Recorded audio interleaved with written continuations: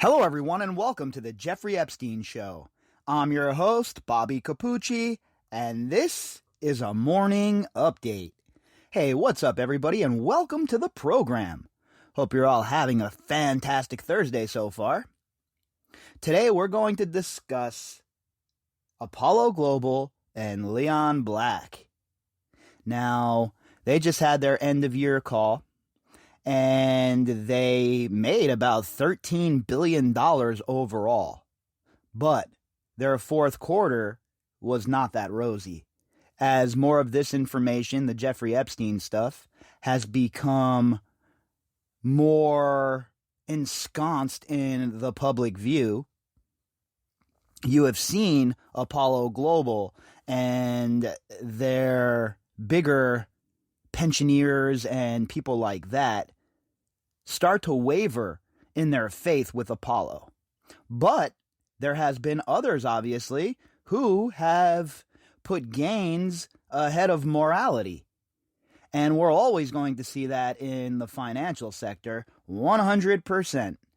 If anybody thinks that those people are ever going to be the standard for morality, well, you're being naive. So when it comes to investing and making more money, there's always going to be people that are willing to overlook stuff like this with Jeffrey Epstein and Leon Black and park their money with Apollo, because Apollo traditionally has returned results. And let's be honest, that's what these people are interested in. These people aren't interested in justice. They don't care. They care about another zero at the end of their bank account. And now, don't get me wrong, there's going to be public pensions and groups like that we've discussed previously who are not going to want to be anywhere near Apollo. And while the latest report of their earnings came back a little bit better than expected, they're still trailing their competitors in the industry by a significant market share right now, and they have not brought in as much as their top competitors. So while this seems a bit rosy, let's understand that Apollo used to be the top of the heap, and now, well, they're trailing their competitors. So let's jump into this article from the New York Times by Matthew Goldstein, and let's see which of these pension funds are in and which ones are out. Headline: Pension funds are mixed or mum on more cash for Apollo. California's huge public retirement system, for one, offered only cautious support after new disclosures of financial ties between the firm's chief, Leon Black, and Jeffrey Epstein. Cautious support, huh?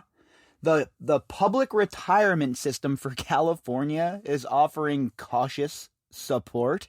What does that even mean? Now, what they will say, of course, is, well, Leon Black is stepping down, so, this has all been nipped in the bud. That's what they want, right? That's what they want. But we understand that that's not what's going to happen. There's still a lot more to be uncovered here about Leon Black and Jeffrey Epstein. We've only scratched the surface here.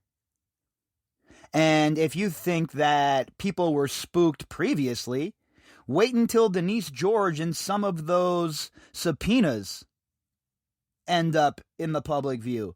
Wait until, who knows, somebody around Black or from Apollo gets subpoenaed in the criminal case. Who knows, right? There is a lot of uncertainty. And when there is a lot of uncertainty, well, there are always going to be people who grab their money and bail. Nobody wants to park their money with somebody who is under investigation for their ties to Jeffrey Epstein. Now, of course, Leon Black, he steps back. He says, look, I'll step back, right? I won't be the CEO anymore, and I'll insulate Apollo from all of this. Meanwhile, he's still the chairman of the board, though. So it looks like he's being proactive, right, for investors. All right, I'll take a step back. But meanwhile, he still has his hand on the throttle, at least for now. We know that Josh Harris is not happy with Leon Black in the least. And it certainly seems, from what I've been told recently from colleagues, that Joshua Harris is all in on dumping Leon Black. So we'll see where that goes, and we'll see how it all ends up. But this story is far from over. This article was authored, like I said earlier, by Matthew Goldstein. When investors in Apollo Global Management learned last week that the firm's chief executive had paid $150 million to the registered sex offender Jeffrey Epstein, they hardly blinked. I think that's a bit of hyperbole, to be honest with you. A lot of them came out and had big concerns, but there are a lot of things that go along with having your money parked in a place like this. There are stipulations. You have to have it parked there for a certain amount of years, etc., etc. So to say that these investors hardly blinked, well, that's a bit of hyperbole. And again, you'll see that Apollo Global's numbers are down in the fourth quarter, and they're trailing some of the bigger groups that they're usually in competition with. So while it looks like things are okay for Apollo, in reality, when you look at it contextually and you look at the whole entire picture, things are nowhere near where they usually are for Apollo. After the private equity firm announced the figure, revealed by an outside investigation, its stock rose nearly 7%. That was a far different response from 3 months ago, when shares plunged over concerns about the financial ties between Mr. Epstein and the chief executive, Leon Black. And this is what I call an artificial bounce, folks. This is a bounce that is on the back of Leon Black stepping down as the CEO. That's simply all this is. It gives investors the confidence to say, all right, well, Apollo is they're being proactive here. So we can invest our money. It gives them that false sense of security, right? Meanwhile, people who are really looking at the forest through the trees understand that things are just warming up here. We don't know the full extent of anything yet. The internal investigation unearthed 100 million plus that we didn't know about being sent to Epstein from Leon Black. Can you imagine what these subpoenas might unearth? So, folks, this story is still in Act 1. Apollo soothed investors' nerves with its announcement that Mr. Black, one of its founders, will step down as chief executive, and that the firm will expand its board. Mr. Black will remain chairman. Talk about artificial flavoring, huh? That's okay. Apollo can try and make these moves and try and camouflage what they're up to, but we'll be here to call them out every step of the way, folks. And trust me when I tell you, there is much more coming down the pipe for Mr. Black. Now, the board being expanded is a good thing. Previously, the Apollo board was just 3 people, the 3 founders of the company, and nobody else. So now they're going to expand the board. Hopefully they'll get a couple of different voices on the board, as opposed to the 3 old get off my lawn salami-smelling idiots that are a part of the board as it is. Let's expand that a little bit. A little diversity, perhaps, huh? A more important test could come the next time Apollo seeks to raise money from the 1,500 pension plans, foundations, sovereign wealth funds, and other institutions that invest with it. These limited partners fuel its ability to carry out corporate buyouts, extend loans to companies, and make other investments. So this is really where the rubber will hit the road. And everybody is taking a wait-and-see approach still. They don't know the deal, and if you think people aren't spooked by the extra 100 million plus in change that Black sent over to Epstein, well, you're not paying attention. Because people understand that that money, if it's tied to Epstein's criminal enterprise, can end up being bad news for Leon Black. So there are people who understand what's going on here. There's no doubt about it. But when it comes to Leon Black and his maneuvering behind the scenes, don't think that he is doing everything he can to stay in power, because he most certainly is.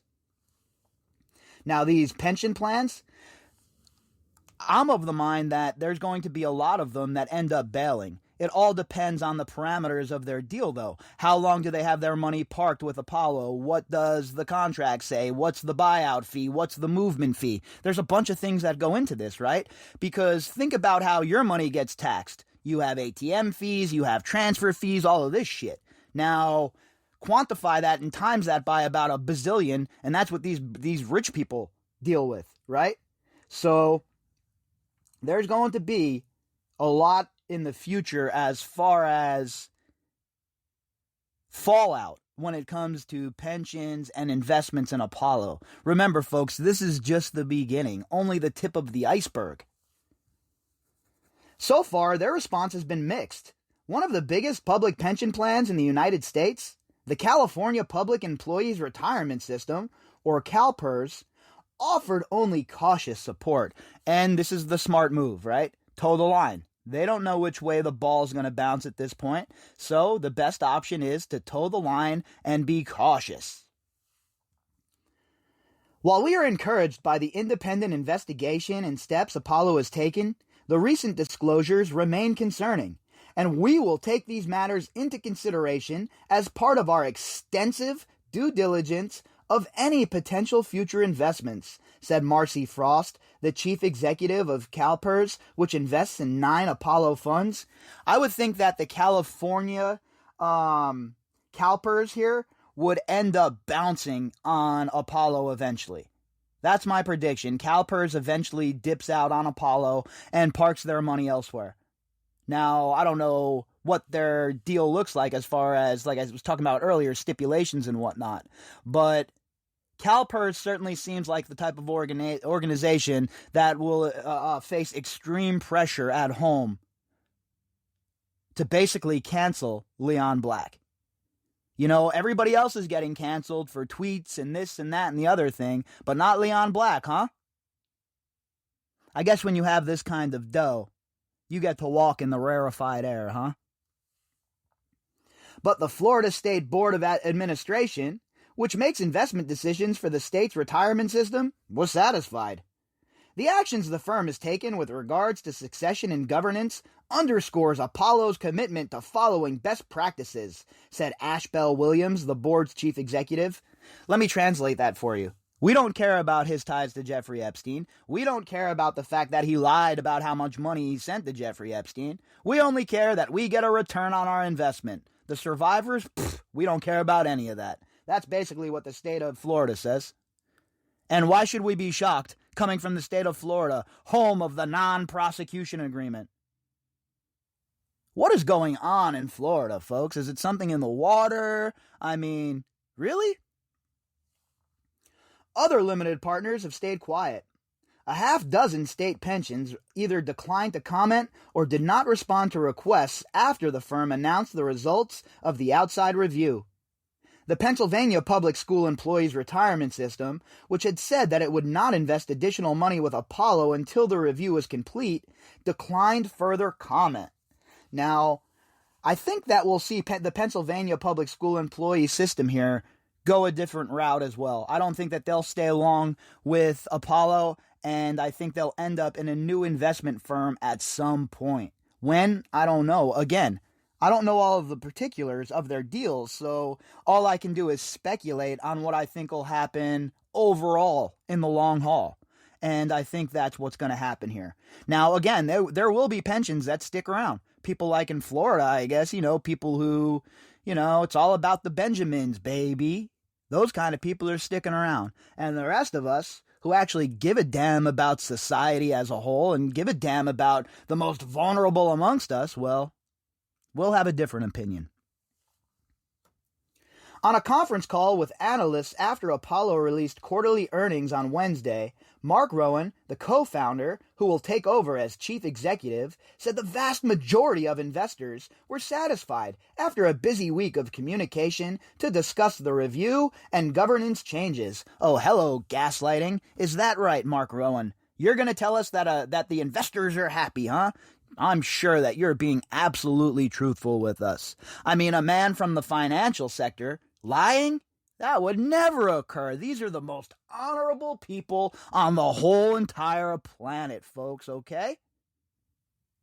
Shut up, Mark Rowan. Nobody believes you. They appreciated the seriousness with which we took the process, he said. Some, he acknowledged, may need more time to assess the firm's response. Oh yeah, some, huh? I'm going to say a little bit more than some, and the firm's response has been tepid at best. So please, Mark Rowan, don't try and gaslight us. Don't try and paint a rosy picture, because we all know the score. Any lingering unease could be squelched by Apollo's solid performance. Its assets under management rose $22 billion in the last quarter to $455 billion, an indication of the increased value of the companies and other assets. You see, that's all fine and well, but these are all assets under control already. These are all assets that are already in the mix. The problem's going to be raising new capital moving forward, especially as more revelations come to light.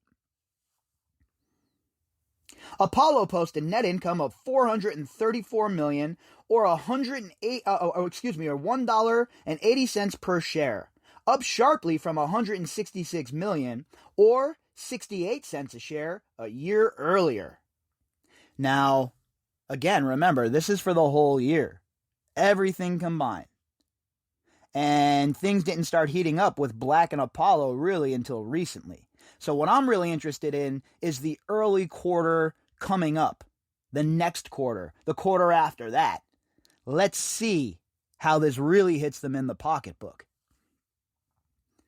Mr. Black asked for the review in October after the New York Times reported that he had paid Epstein at least $50 million, who died, allegedly, in a Manhattan jail cell in 2019 while facing federal sex trafficking charges. More like $150 million, okay? The review found no wrongdoing by Mr. Black, saying the money was for bona fide services, including tax and estate advice. It also said Mr. Black was not aware of Mr. Epstein's predatory conduct and believed his 2008 guilty plea in a case involving a teenage girl had been an isolated incident. Oh yeah, an isolated incident. And this whole entire report, folks, was to do exactly what it's doing. To try and put an umbrella over Apollo and Leon Black as the fallout spills down around them. But guess what? We're not going to let them off the hook that easily. We're not going to let this faulty-ass, fake-ass report give him cover. The full press is on, Leon Black. And we're just getting started around here, my friend.